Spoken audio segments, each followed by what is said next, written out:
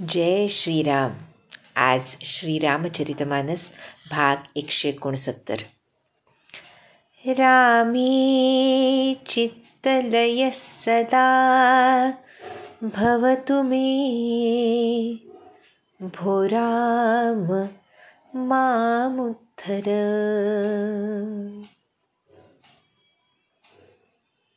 भगवतचरणी चित्तलय भावा अशी इच्छा असेल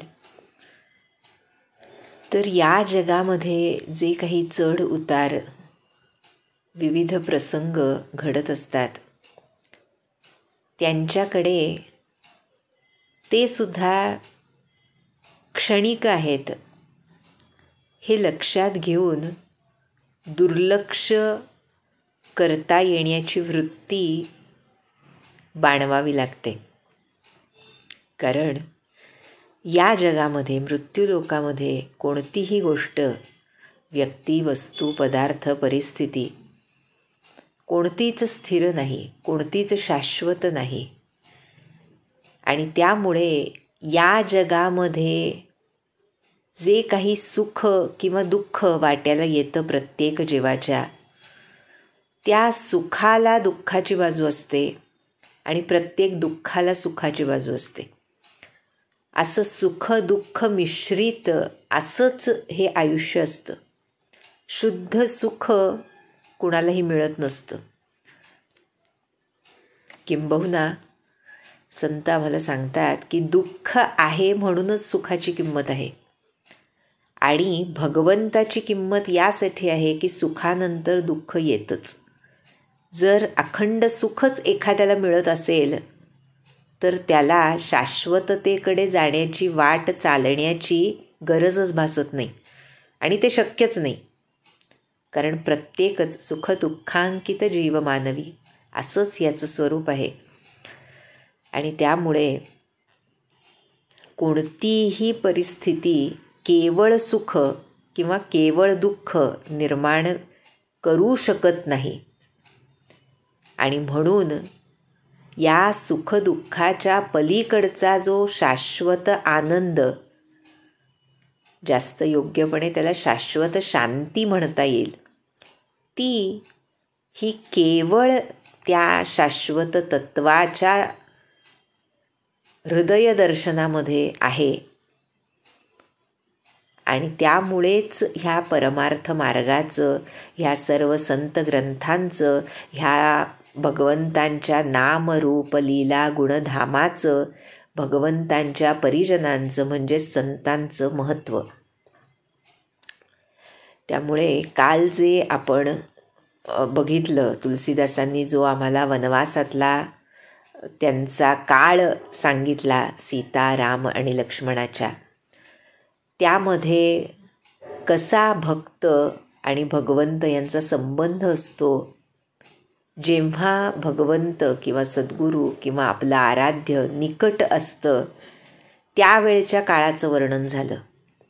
पण काही लोक असेही आहेत ज्यांना भगवंतांचा विरह आत्यंतिक वेदना देतोय आणि त्या वेदनेचं स्वरूप किती व्यापक स्वरूप धारण करू शकतं, की त्यानं काय त्याचं पर्यवसान होऊ शकतं, ह्याचं वर्णन आज तुलसीदास करणार आहेत.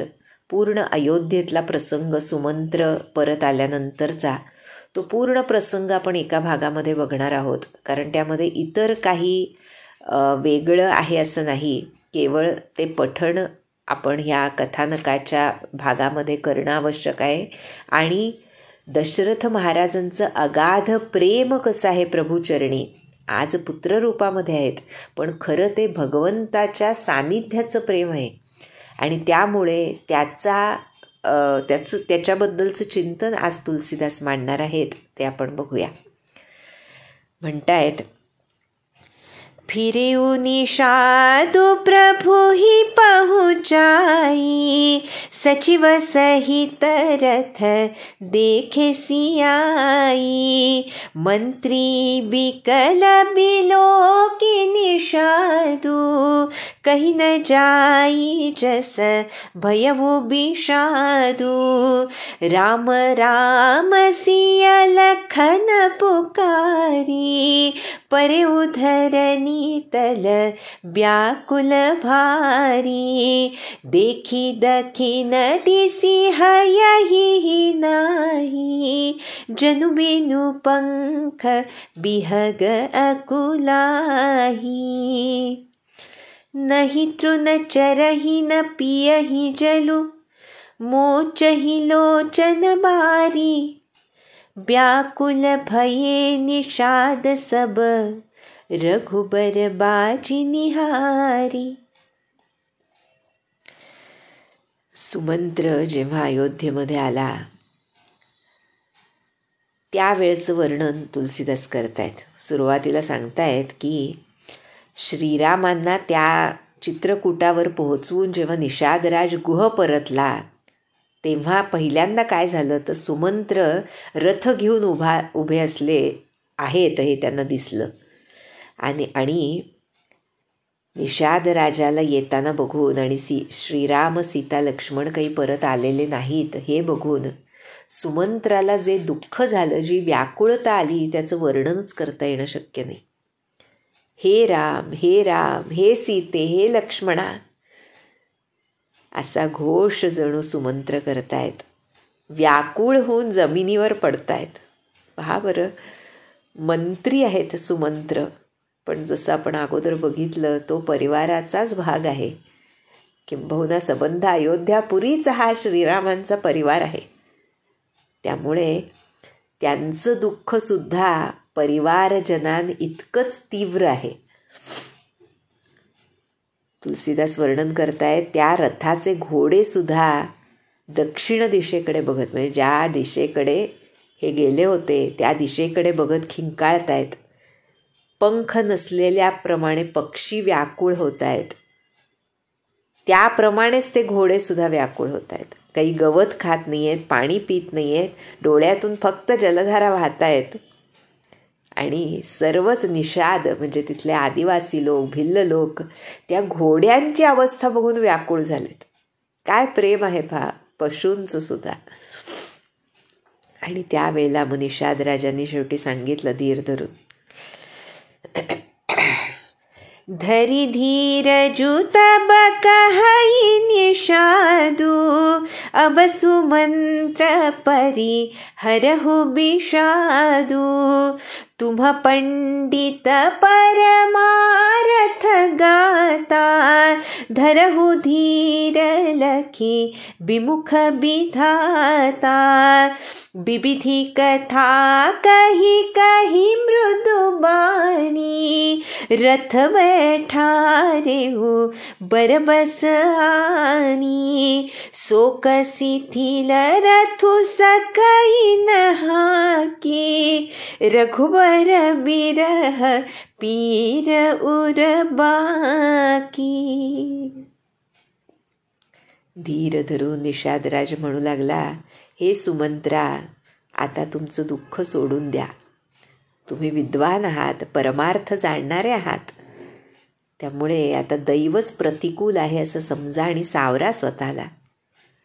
गोड वाणीनं विविध कथा सांगून निषादांनी सुमंत्राला बळ दिलं एक प्रकारे आणि जबरदस्तीनं रथात बसवलं. पण इतके शोक विव्हळ आहेत सुमंत्र की रथ हाकण्याचं त्राणसुद्धा त्यांच्यामध्ये उरलेलं नाही. श्रीरामांच्या विरहाची एवढी तीव्र वेदना आहे की ते घोडे आणि सुमंत्र दोघांना जणू वाटच सापडेना अशी अवस्था झाली आहे.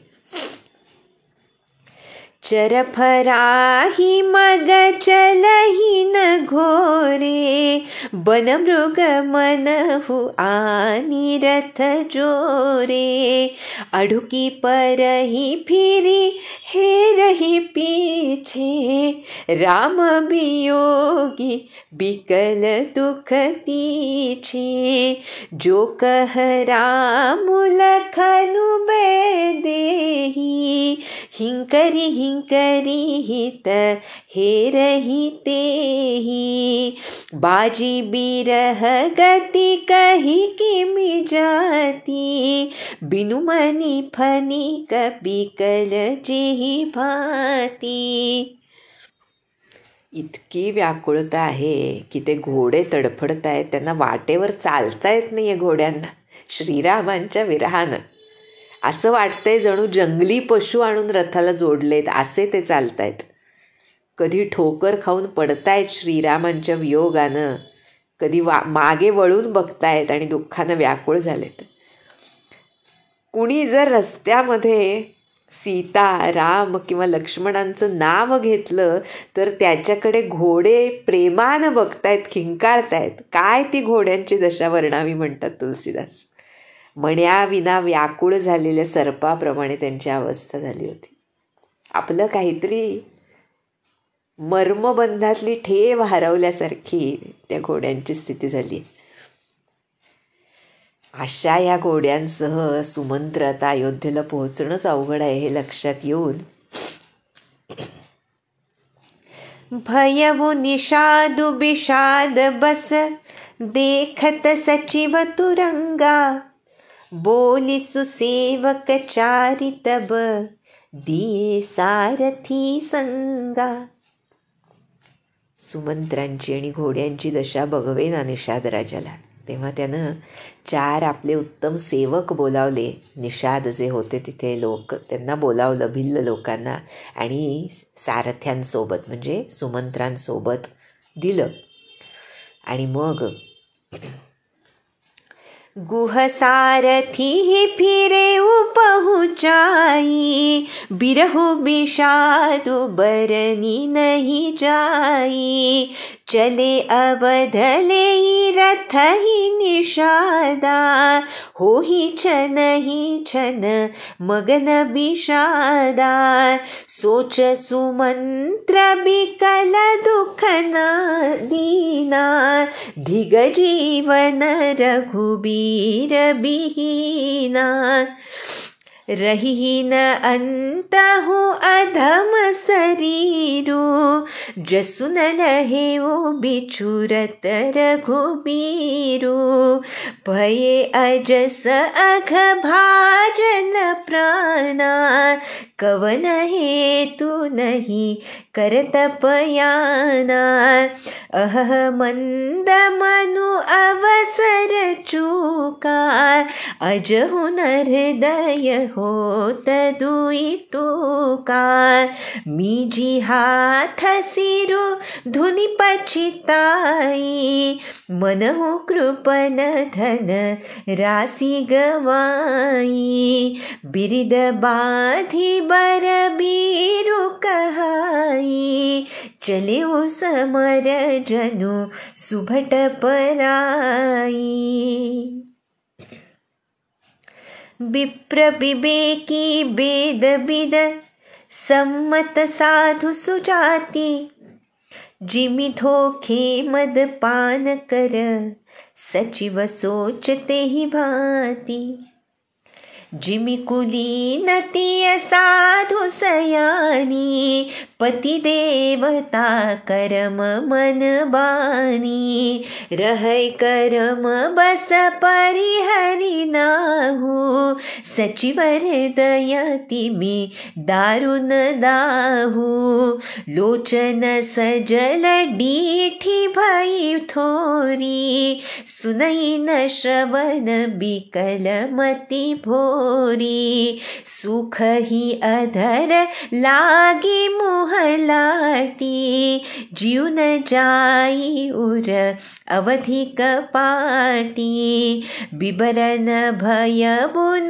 जाई निहारी, मारेसी मनहु पिता महतारी, हानि गलानि विपुल मन व्यापी, जमपुर पंथ सोच जिमि पापी, बचनुन आव हृदय पछिताई, अवध काह में देख बजाई, राम रहित रथ देखी जोई, सकुचि मोहि बिलोकत सोई, धाई पूछी हहि मोहि जब बिकल नगर नर नारी, उतरु देव मैं सब ही तब, हृदय बच्चू बैठारी. काय अवस्था आहे सुमंत्रांची. म्हणजे खरे जे दृढ सेवक असतात किंवा त्या काळच्या राजपरिवारांमधून कसे सेवक होते, म्हणजे याला जबाबदारीनं कार्य कसं करत होते. जी आज्ञा दशरथ महाराजांनी दिली होती ती आज्ञा मी पाळू शकलो नाही, यामधून निर्माण झालेली व्यग्रता, व्याकुळता ही सुमंत्रांच्या मनातली खरोखर वर्णन करता येण्यासारखीच नाही अशी आहे. त्यामुळे इथे तुलसीदास म्हणतायत की कसं त्या विरह आणि दुःखाचं वर्णन करू. ते चौघे निषाद जे गुहनी सोबत दिले होते ते रथ घेऊन अयोध्येकडे निघालेत सुमंत्रांना घेऊन, आणि त्यांच्यासुद्धा डोळ्यात पाणी येते सुमंत्र आणि त्या घोड्यांना बघून. इतके विषादमय झालेत ते. आणि इकडे सुमंत्र विचार करतायत मनामध्ये की रघुनाथांच्या शिवाय अशा या जगण्याचाच धिक्कार असो. तसंही शेवटी हे अधम शरीर उरणार नाहीच आहे. त्यामुळे आत्ताच जर श्रीरामांचा वियोग झालाय तर या देहानं नष्ट होऊन त्या विरहामध्ये मी नष्ट झालो अशी कीर्ती का बरं संपादन केली नाही, असा विचार आहे पहा सुमंत्रांच्या मनात. कसं असतं प्रभू प्रेम ह्याची उदाहरणं आहेत ही. त्या क्षणाला माझं काही कुटुंब आहे, माझा परिवार आहे, त्यांच्याप्रती माझं काही कर्तव्य आहे, जबाबदारी आहे, कसलं तरी विचार आहे का?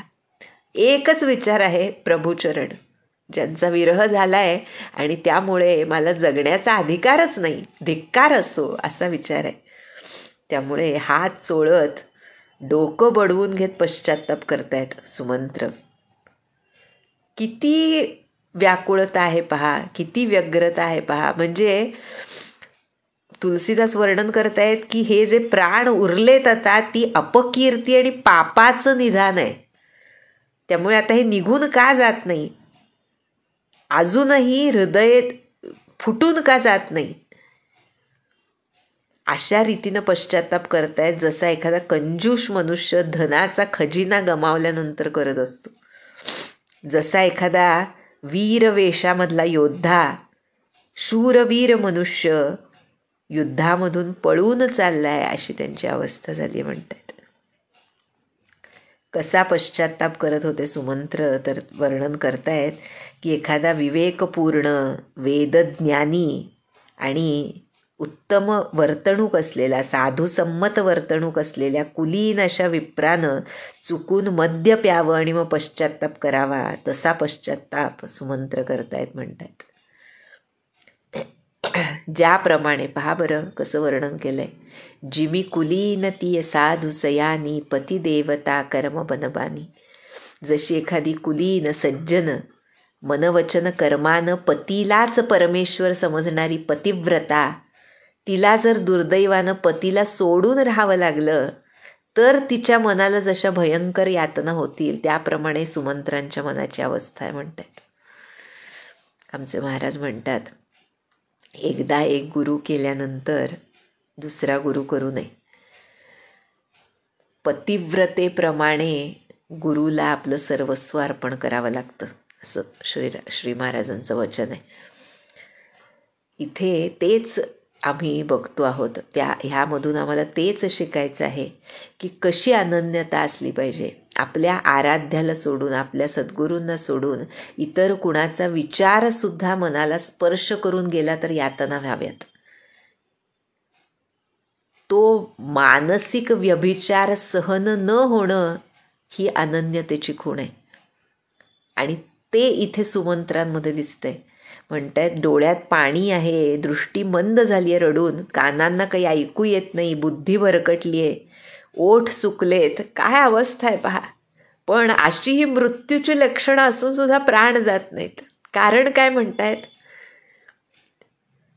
अंतःकरणाला 14 वर्षांचा काळ लोटल्यानंतर का होईना भगवंत पुन्हा भेटतील या आशेचं दार लागलंय जणू, त्यामुळे ते प्राण जात नाहीत. आणि असा चेहरा पाडून सुमंत्र बसलेत की भगवत नाही आहे म्हणतायत. जणू काय उपमा दिल्यात तुलसीदासांनी की असं वाटते त्यांच्याकडे बघून जणू स्वतःच्या आईवडिलांची हत्या घडली असावी असा त्यांचा चेहरा झालाय म्हणतायत. मोठी वेदना आहे रामवियोगाची. ज्याप्रमाणे एखादा पापी मनुष्य म्हणतायत नरकात जाताना काळजी करत असतो, त्याप्रमाणे म्हणजे आता मला काय शिक्षा मिळेल अशी काळजी सुमंत्रांच्या मनामध्ये लागली. तोंडातून शब्द फुटत नाही आहे. मनामध्ये जास्त काळजी याची की अयोध्यात गेल्यानंतर मला काय बघायचं आहे अजून. कारण राम रहित रथ देखी जोई, सकुचीही मोही बिलोकत सोयी. कोण बोलेल माझ्याबरोबर, मी रामान विरहित हा रथ घेऊन आलोय बघितल्यावर.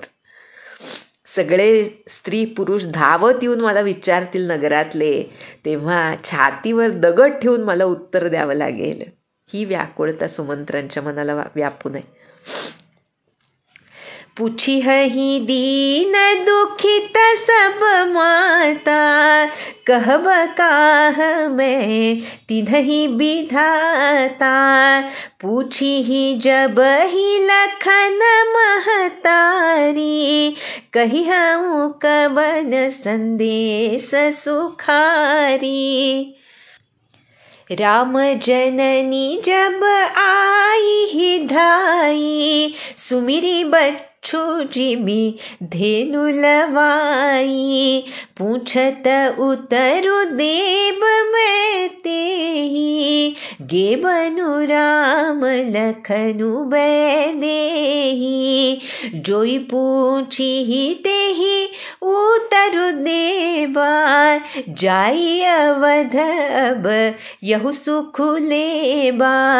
पूछिहि जब ही राहु दुख दीना, जीवनु जासु रघुनाथ अधीना। देहउ उतरु कौनु मुलाई, आयउ कुशल कुंवर पहुँचाई। सुनत लखन सिय राम संदेशु, तृणजिमि तनु परिहरिहि नरेषु। हृदय न बिदरेउ पंकजिमि, बिछुरत प्रीत मुनीरु। जानत हऊँ मोहि दीन विधि, यहु यातना शरीरु। एहि विधि करत पंथ पछितावा, तमसा तीर तुरत रथु आवा। विदा किए करि विनय निषादा, फिरे पाय परि बिकल विषादा। पैठत नगर सचिव सकुचाई, जनु मारे सी गुर बाभन गाई। बैठी बिटप तर दिवसु गवावा, साँझ समय तब अवसरु पावा। अवध प्रवेशु कीन्ह अंधियारे, पैठ भवन रथु राखी दुआरे। जिन जिन समाचार सुनि पाए, भूप द्वार रथु देखन आए। रथु पहिचानी बिकल लखी घोरे, गरही जात जिमी आतप ओरे। नगर नारी नर व्याकुल कैसे, निघटत नीर मीन गन जैसे। सचिव आगमनु सुनत सबु, बिकल भयउर निवासु। भवनु भयंकरु लागते ही, मानहु प्रेत निवासु।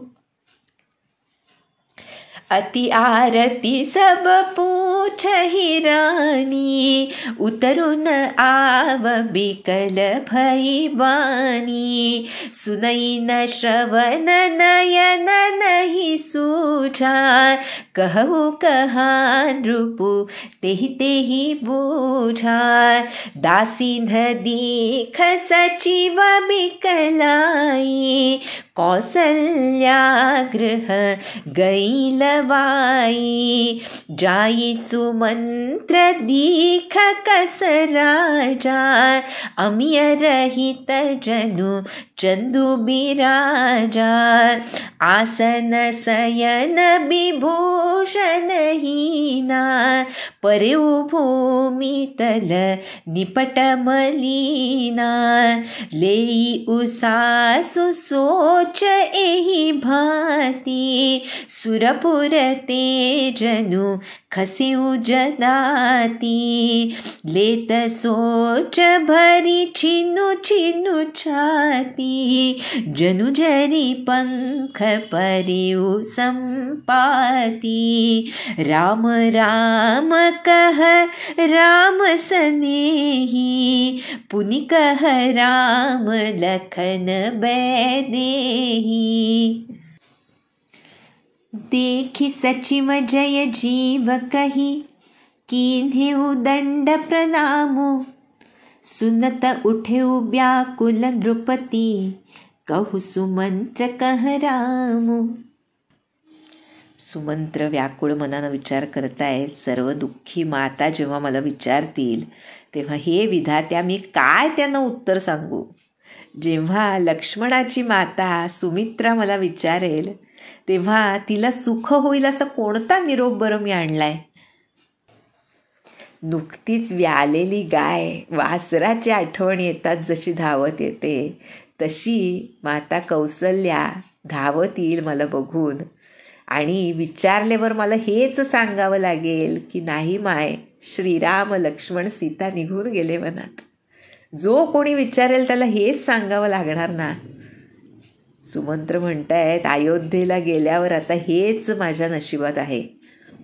आणि जीवनु जासु रघुनाथ अधीना, ज्यांचं जीवनच सर्वस्व रघुनाथांवर आश्रित आहे, असे दीन क्षीण झालेले महाराज मला विचारतील तेव्हा मी काय कुठल्या तोंडानं उत्तर देऊ की मी तुमच्या राजकुमारांना सुखरूप पोहोचवून आलो. आणि मला माहिती आहे सुमंत्र विचार करतायत, लक्ष्मण सीता आणि रामांची ही वार्ता ऐकून महाराज एखाद्या कसपटाप्रमाणे आपलं शरीर फेकून देतील, देह त्याग करतील. आणि सुमंत्र मनामध्ये विचार करतायत की हेच बरोबर आहे माझं दैव, कारण माझे प्रियतम श्रीराम अशा श्रीरामरूपी जलापासून दूर होऊन सुद्धा माझं हृदय चिखलाप्रमाणे विदीर्ण झालं नाही.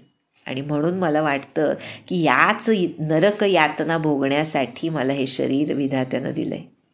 अशा रीतीनं पश्चात्ताप सुरू आहे सुमंत्रांच्या मनात. आणि एवढ्यात रथ तमसा नदीच्या तीरावर येऊन ठेपला. सर्व सोबत आलेल्या निषादांना सुमंत्रांनी परत पाठवलं. तेही पाया पडून व्याकुळ होऊन निघून गेले. पण सुमंत्रांची अवस्था वर्णन करतायत पहा तुलसीदास की जणू एखाद्या गुरूंची, विप्रवरांची किंवा गायीची हत्या करून आल्याप्रमाणे नगरात प्रवेश करताना संकोचत आहेत सुमंत्र. त्यामुळे दिवसा आत गेले नाहीत सुमंत्र. दिवसभर एका झाडाखाली बसून राहिले पश्चात्ताप करत. आणि संध्याकाळ होऊन सूर्य मावळायच्या वेळेला अयोध्येमध्ये प्रवेश केला. दरवाजासमोर रथ उभा करून महालात गेले. सर्व ज्या लोकांना हे समजलं ते सर्वजण राजद्वारावर आले आणि रथाला ओळखलं लोकांनी. घोड्यांची व्याकुळता बघितली आणि त्याप्रमाणे जणू उन्हामध्ये गारा वितळून जाव्यात तसं तो रथ आणि घोड्यांची अवस्था बघून पाहणाऱ्यांचे देह गळून जात होते. जल आटून गेल्यावर जसे मासे व्याकुळ होतात तसे स्त्री पुरुष व्याकुळ झाले होते. संबंध अंतःपुर व्याकुळ झालंय. स्मशानाप्रमाणे भयंकर दिसतोय राजमहाल. अत्यंत आर्त स्वरात सर्व राण्या विचारतायत, कुठे आहेत आमची लेकरं? पण सुमंत्राला काहीच उत्तर देता येईना. त्याला काही ऐकू येत नव्हतं, डोळ्यांना दिसत नव्हतं. फक्त एकच प्रश्न सुमंत्र विचारत होते, महाराज कुठे आहेत सांगा.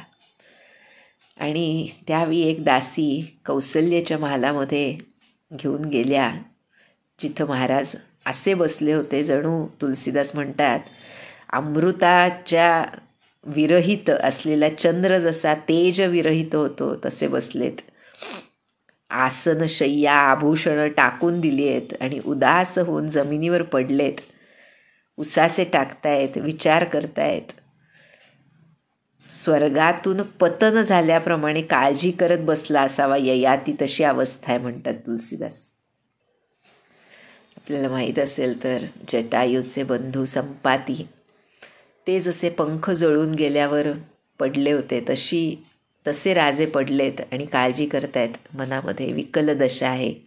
राम राम हे प्रिय राम म्हणतायत. मधूनच राम लक्ष्मण हे जानकी म्हणतायत. अशा रीतीनं त्यांची अवस्था आहे.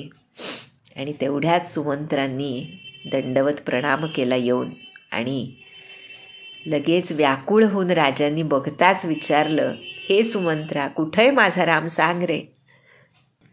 पुन्हा पुन्हा दशरथ महाराज विचारतायत.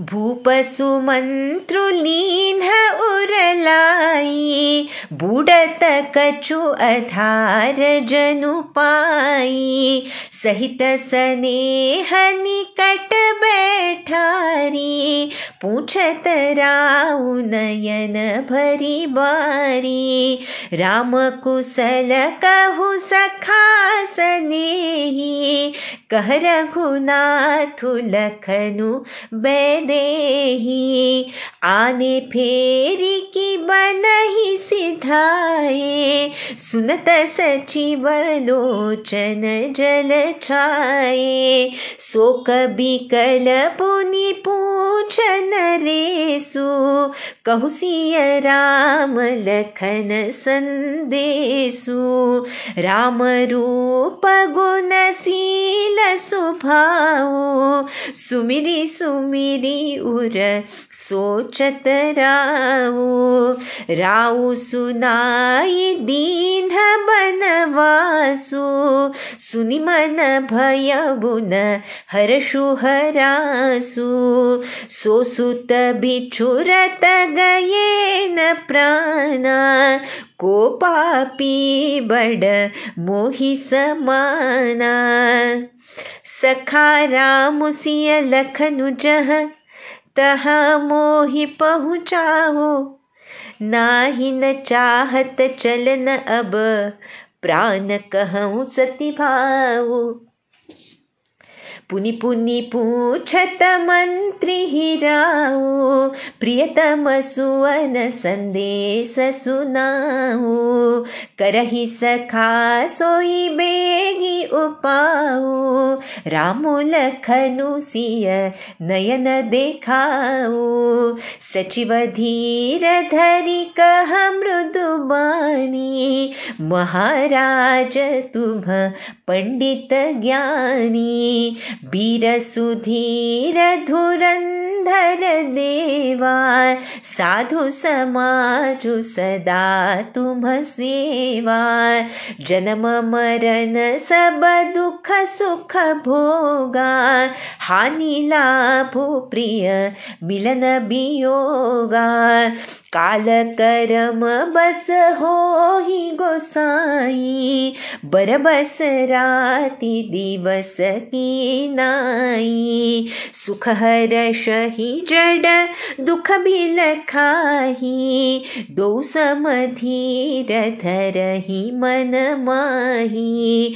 धीरज धरहु विवेक विचारी, छाड़िय सोच सकल हितकारी। प्रथम बासुतम सा भयवो, दूसर सुर सरि तीरा। धाई रहे जल पानु करी, सिय समेत दो बीरा।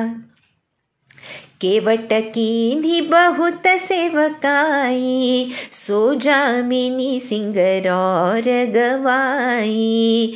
होत प्रात बट चीरु मगावा, जटा मुकुट निज शीस बनावा। राम सखा तब नावन मगाई, प्रिया चढ़ाई चढ़े रघुराई। लखन बान धनु धरे बनाई, आपु चढ़े प्रभु आयसु पाई। बिकल बिलो की मोहि रघुबीरा, बोले मधुर बचन धरि धीरा। तात प्रणाम तात सन कहेहु, बार बार पद पंकज गहेहु। करबि पाय परि विनय बहोरी, तात करिय जनि चिंता मोरी। बनमग मंगल कुशल हमारे, कृपा अनुग्रह पुण्य तुम्हारे। तुम्हारे अनुग्रह तात कानन, जात सब सुख पाई हूँ। प्रतिपाली आय सुकुशल देखन, पाय पुनि फिरि आई हूँ। जननी सकल परितोषी परि परि, पाय करी बिनती घनी। तुलसी करे हो सोई जतनु जेहि, कुशली रहहि कौशल धनी। गुरसन कहब संदेशु, बार बार पद पदुम गही। करब सोई उपदेशु जेहि, न सोच मोहि अवधपति। पुरजन परिजन सकल निहोरी, तात सुनाएहु बिनती मोरी। सोई सब भांति मोर हितकारी, जाते रह नर नाहु सुखारी। कहब संदेशु भरत के आए, नीति न तजिय राज पदु पाए। पालेहु प्रजहि करम मन बानी, सेहु मातु सकल समझानी। और निबाहेहु भायप भाई, करि पितु मातु सुजन सेवकाई। तात भांति तेहि राख बराऊ, सोच मोर जेहि करई न काऊ। लखन कहे कछु बचन कठोरा, बरजी राम पुनि मोहिनी होरा। बार बार निज सपथ देवाई, कहबि न तात लखन लरिकाई। कही प्रणाम कछु कह न लिय, सिय भई शिथिल स्नेह। थकित बचन लोचन सजल, पुलक पल्लवित देह।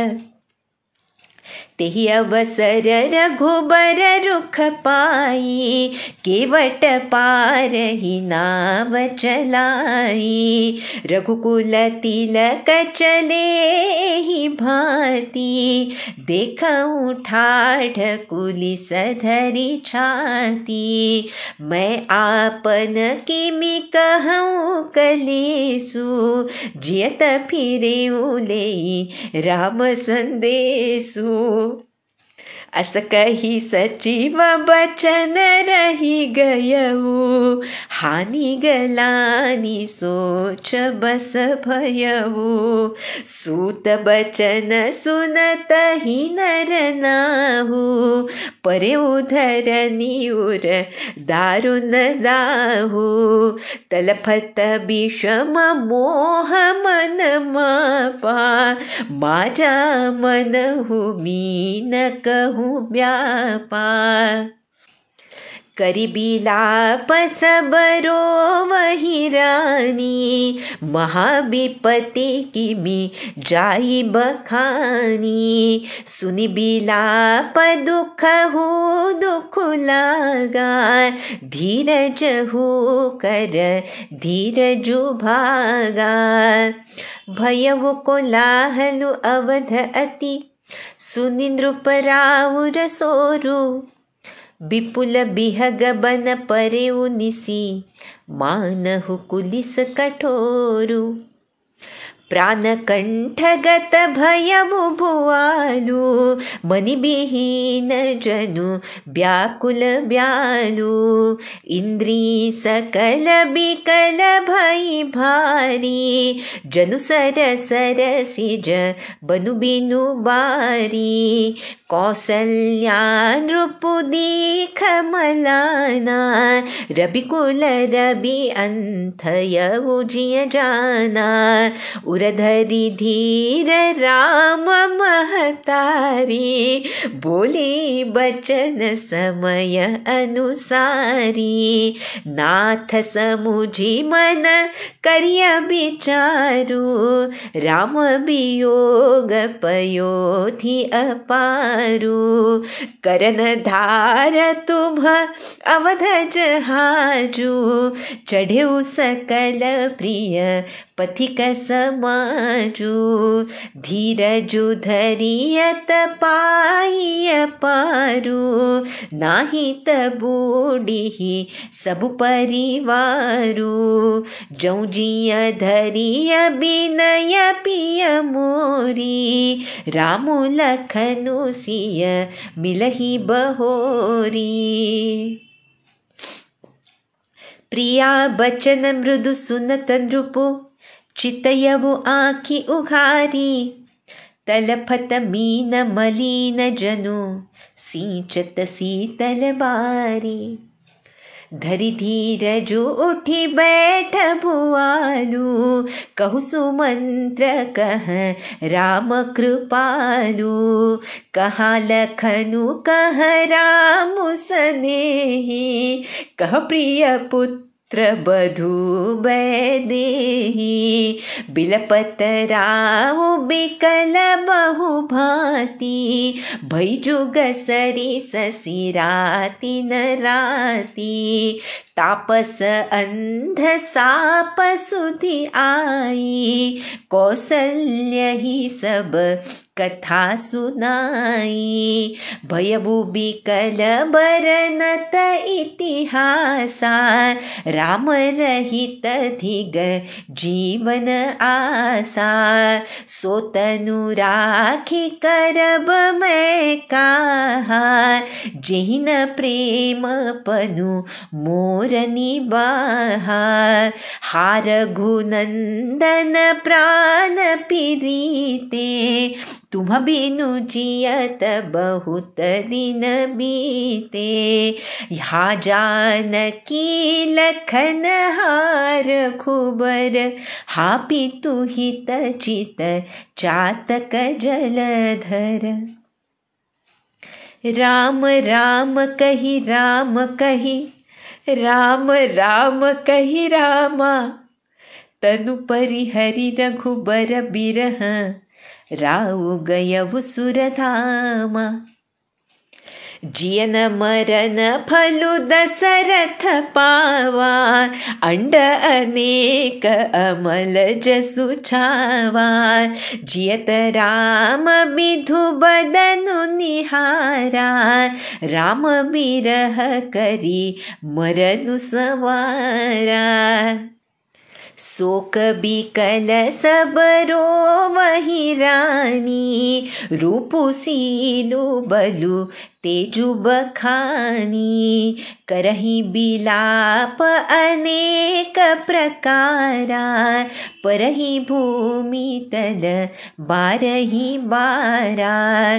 बिलपही बिकल दास अरुदासी, घर घर रुदनु करही पुरवासी.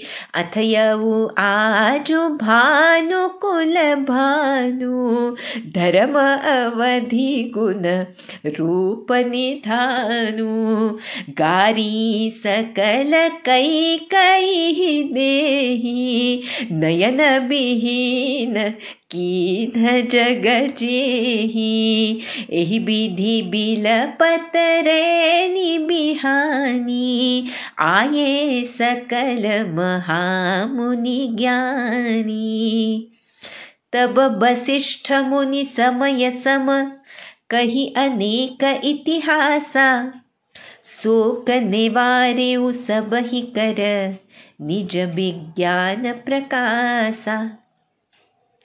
तेल नाम भरी नृपतनु राखा, दूत बोलाई बहुरी अस भाषा.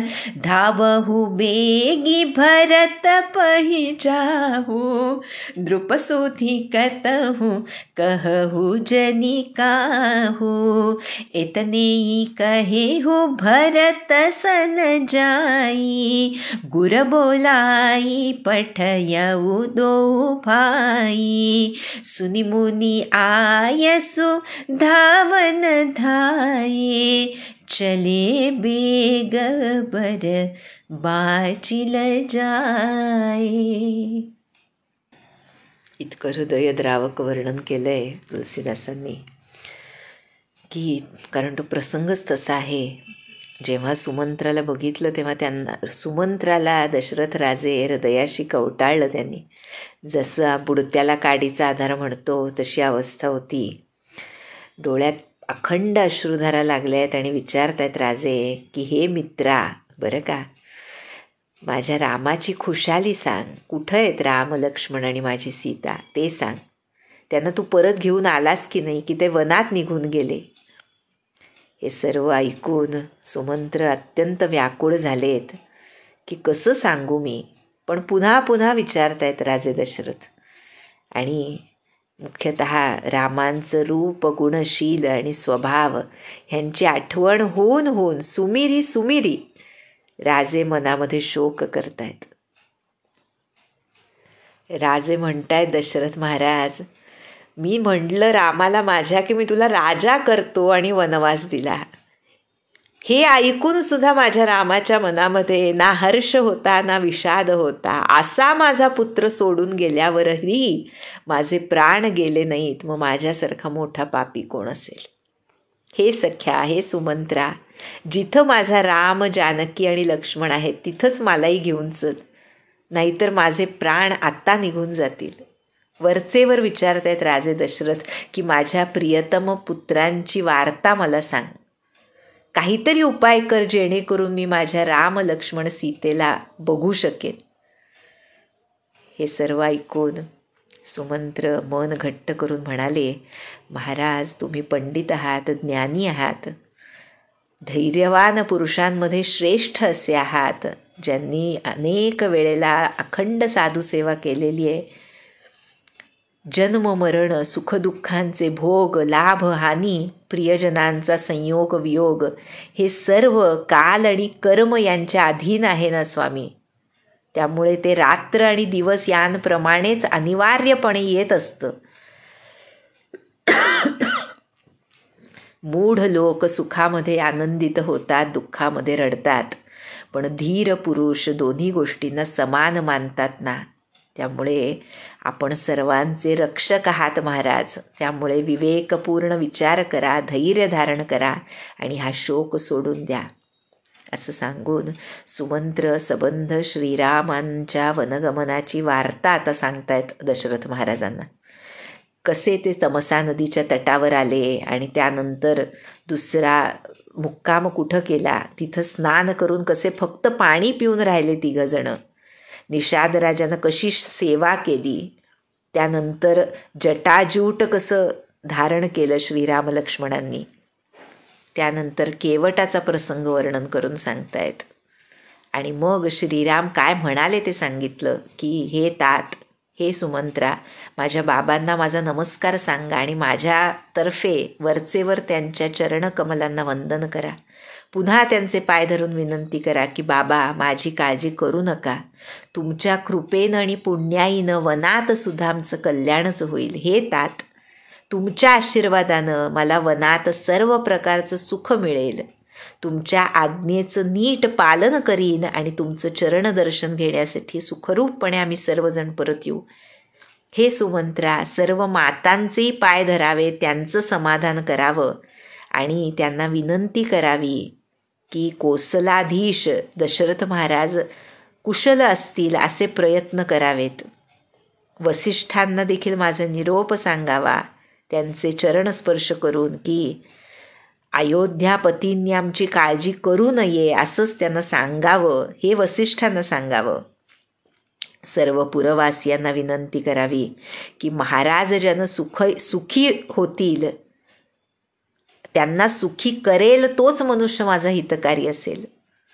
आणि भरत येईल तेव्हा त्याला माझा निरोप सांगावा, राजाचं पद मिळालं तरी नीती सोडू नकोस. कर्म वचन मनानं प्रजेचं पालन कर आणि सर्व मातांना समान समजून त्यांची सेवा कर. हे बंधू, माता पिता आणि स्वजनांची सेवा करून त्यांच्यावर अथांग प्रेम कर शेवटपर्यंत. आणि राजांनी कधीही माझी काळजी करू नये असं सांभाळ त्यांना. भोग सुखाचा अखंड घेई, मनी राही निष्काम, बोलले इतुके मज श्रीराम. हा सर्व निरोप सुमंत्र दशरथ महाराजांना सांगतायत. लक्ष्मणाचे कठोर बोलसुद्धा बोलले काही लक्ष्मण असं सांगितलं, पण श्रीरामांनी त्याला आवरलं आणि स्वतःची शपथ घालून सांगितलं की सांगू नका, लक्ष्मण लहान आहे, ते त्यांना सांगू नका.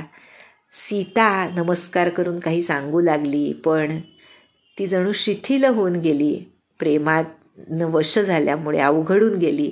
तिची वाणी रुद्ध होऊन डोळ्यात पाणी आलं तिच्या. हे सर्व सुमंत्र वर्णन करून दशरथ महाराजांना सांगतायत. आणि त्यानंतर नावाड्यानं पलीकडे नाव जाण्यासाठी नाव सोडली. अशा रीतीनं श्रीराम निघाले आणि मी छातीवर दगड ठेवून बघत राहिलो.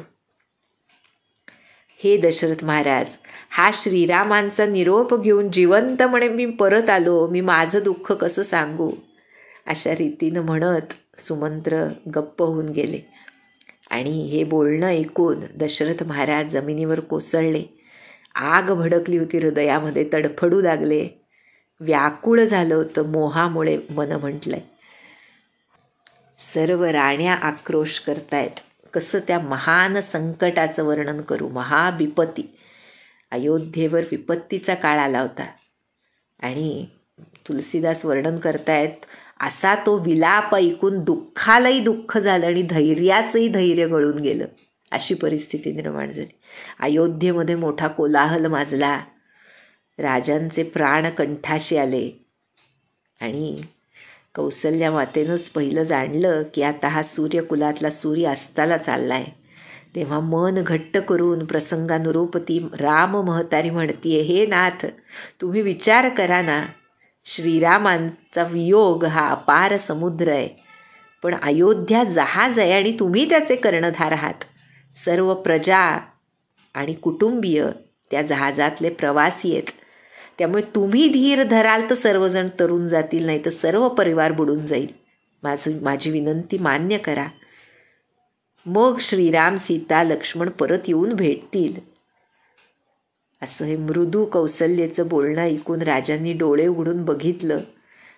जणू तडफडणाऱ्या मासोळीवर कोणीतरी शीतल जल शिंपडावं तसं वाटलं. थोडासा धीर धरून राजे उठून बसले आणि म्हणाले, हे सुमंत्रा, कुठं आहे माझा कृपाळू श्रीराम, ते तरी सांग. लक्ष्मण कुठे आहे? माझी लाडकी सून जानकी कुठे आहे? असा विलाप राजे करतायत. युगाप्रमाणे मोठी रात्र वाटतीये, सरता सरत नाही आहे. आणि त्याच वेळेला श्रवणकुमाराच्या पित्याची, त्यांच्या शापाची आठवण राजांना होतीये. ती सर्व कथा ते कौसल्याला सांगतायत. आणि त्या घटनेचं वर्णन करताना राजे व्याकुळ झालेत आणि म्हणालेत, श्रीरामाशिवाय जगण्याच्या आशेचा धिक्कार असो. ज्यानं आपल्या प्रेमाचा पण निभावून नेला नाही, ते शरीर ठेवून मी काय करू? हे रघुनंदन, प्राणप्रिय रामा, तुझ्याशिवाय जगून बरेच दिवस झाले रे. हे जानकी, लक्ष्मणा, रघुवीर, पित्याच्या चित्तरूपी चातकाचं समाधान करणारे मेघ आहात तुम्ही. असा विलाप दशरथ महाराज करतायत. राम राम कही राम कही राम राम कही रामा, राम राम राम म्हणत म्हणत रामांच्या विरहामुळे शरीराचा त्याग करून दशरथ महाराज देवलोकी निघून गेले. तुलसीदास म्हणतात, जगण्याचं आणि मरण्याचं दोन्हीचं फळ दशरथ महाराजांना मिळालं. त्यांची निर्मळ कीर्ती ब्रह्मांडामध्ये पसरली. जोपर्यंत जीव होता तोपर्यंत त्यांनी श्रीरामांचं चंद्रासमान मुख अखंड बघितलं आणि रामांच्या विरहाच्या निमित्तानं आपलं मरण सार्थ केलं. कसं आहे पहा, भक्त हृदय काय असतं ह्याचं हे सर्वोच्च उदाहरण आहे दशरथ महाराजांचं. आणि सर्व राण्यासुद्धा शोकामुळं व्याकुळ झाल्या, रडू लागल्या. दशरथ महाराजांचा देहत्याग झालेलं बघून राजांचं रूप, शील, बल, तेज यांचं वर्णन करत विलाप करतायत, जमिनीवर लोळतायत. सर्व दासदासी व्याकुळ होऊन विलाप करतायत. घरोघरी लोक रडतायत, म्हणतायत, आज धर्माची परिसीमा, गुणरूपाचं भांडार असलेला सूर्यकुलाचा सूर्य अस्ताला गेला. सर्वजण कैकेयीला शिव्या देत आहेत. म्हणतायत, नयन बिहीन कीन जगजेही, संबंध जगाला डोळ्यांविना आंधळ करून टाकलं हिनं. असा विलाप होत होत रात्र निघून गेली आणि प्रातःकाळी सर्व ज्ञानी मुनी महात्मे आले आणि वसिष्ठांनी प्रसंगानुकूल अनेक पूर्वीच्या गोष्टी सांगितल्या आणि आपल्या ज्ञानाच्या प्रकाशानं एक प्रकारे दुःख निवारण करण्याचा यत्न केला. आपल्याला माहिती आहे, भरत शत्रुघ्न तिथं नसल्यामुळे राजांचा देह दोणीमध्ये तेल भरून त्यामध्ये ठेवला आणि मग दूतांना बोलवून त्यांना सांगितलं, धावत भरताकडे जा, पण राजांच्या मृत्यूची वार्ता मात्र त्यांना आत्ता सांगू नका. एवढंच सांगा भरताला, दोन्ही भावांना तुमच्या गुरूंनी बोलावलंय असं सांगा. आणि अशी ही आज्ञा मिळताच दूत धावू लागले, दौडू लागले.